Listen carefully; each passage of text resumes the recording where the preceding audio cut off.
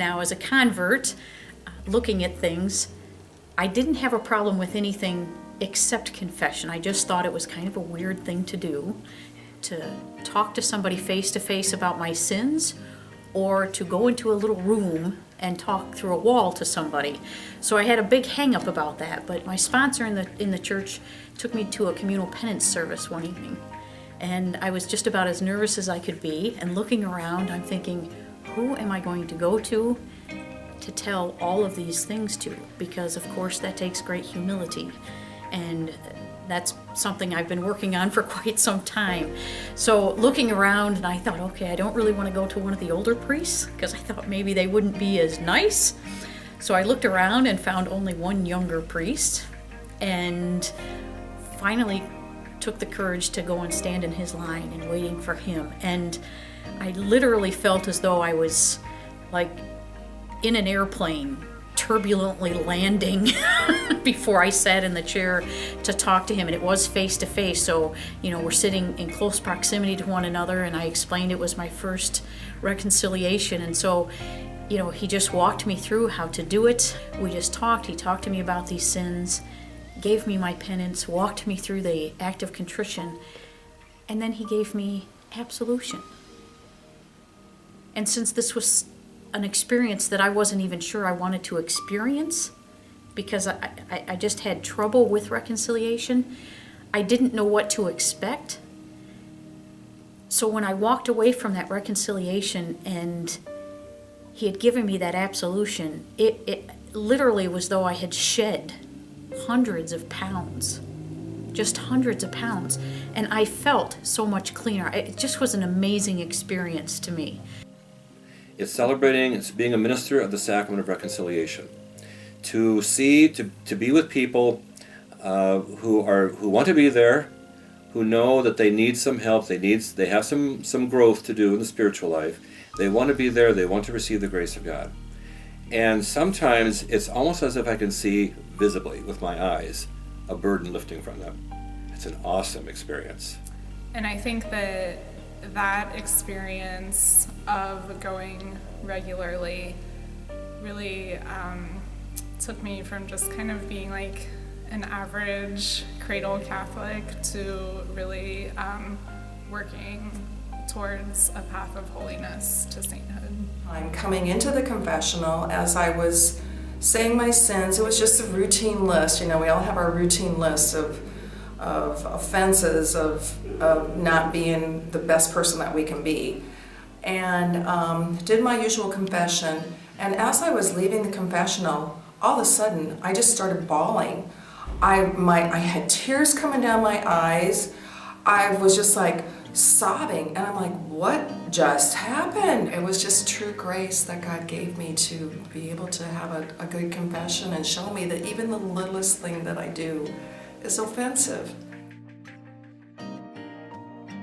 My father recently was hospitalized and severely ill and had several days of being pretty out of it, not real aware of his surroundings. And even though he was getting better incrementally, he was just not back to where we thought he was going to be. The priest came in to anoint him, and my father responded and said verbatim the Our Father with me, and there was just this presence that you could feel. And a few hours later, our local pastoral associate, Sister Carla, came and with the rest of the family members that were there, prayed over him also. And within about 8 hours, he just was amazingly better.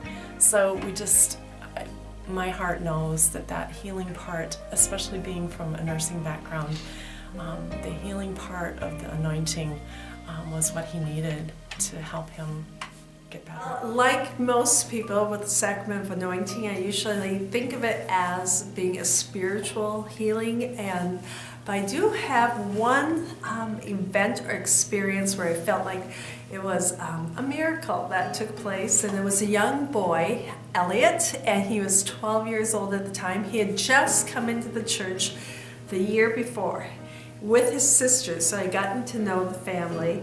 And next year, when he was 12, I got a call one day and they said he had had a stroke and they airlifted him to Iowa City. It was very critical, and I can remember I went down and Elliot has no idea I was there because he was, I don't know, in a coma or whatever, and he wasn't responding at that point. And so I prayed with the family. I was with the family, and after several weeks he was coming back to Waterloo to go to Covenant to be at the rehab there. So I went to see him, and he was up in, he was still up in like ICU or critical, and he just wasn't doing well. And the family was very concerned. Even though he was at Covenant, he wasn't in rehab because he was still so sick, and he had taken a turn for the worse. And I went home that night, and I really prayed about Elliot. And the next morning, it was a Saturday morning, I went to daily mass, and the reading of that day was from James. And it said, if there's one among you who is sick, call a presbyter to anoint him or her with oil. And I thought, oh my gosh, I don't think Elliot has ever been anointed. I never even thought of asking that when I went to Iowa City. And so I went right from Mass to the hospital, and sure enough, Elliot was sicker than he had been before.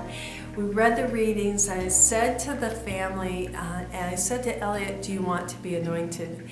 And he said yes. And I said, I promise, even though it's a Saturday, I will find a priest today to come in.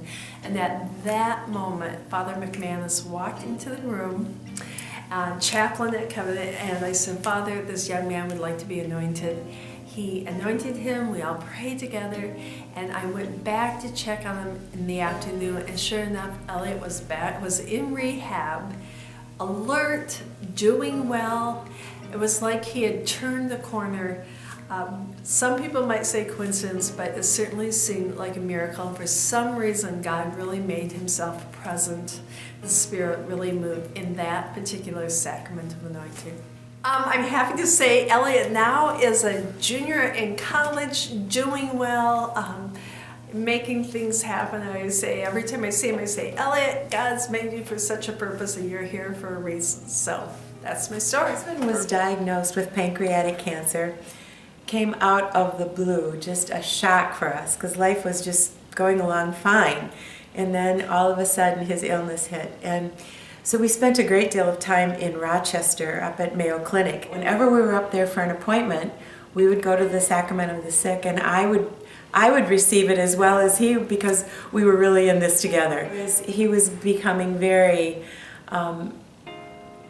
incapacitated. I said to him one day, he was still responsive, and I said to him, would you like a priest? And he said, yeah, I think I'd like to go to confession. So I had the priest come out, and I prepared brunch, and he sat and had confession with our priest from our parish. And then that was finished, and then a few more weeks passed, and he was becoming less and less responsive. And I said, he was now just nodding in response to questions. And I said, do you want to have the Sacrament of the Sick again? And he said, he shook his head yes. So unfortunately, Father Mark Ressler wasn't in town that week. And so we had Father Bill Johnson come and give Bruce the last sacraments. And we were all on the king-size bed with Bruce. And the kids were there and Father Johnson, and we were all gathered around him, and he received that sacrament for the last time. And it was a very holy moment. And it was special. And then I can't even tell you how many days it was after that he passed away. But there was such a security in that moment, like he is good to go. And so he did pass away days after that. And he coincidentally died on Ascension Sunday. And I just felt like he was on a rocket to heaven. I just felt positive that he went straight to heaven.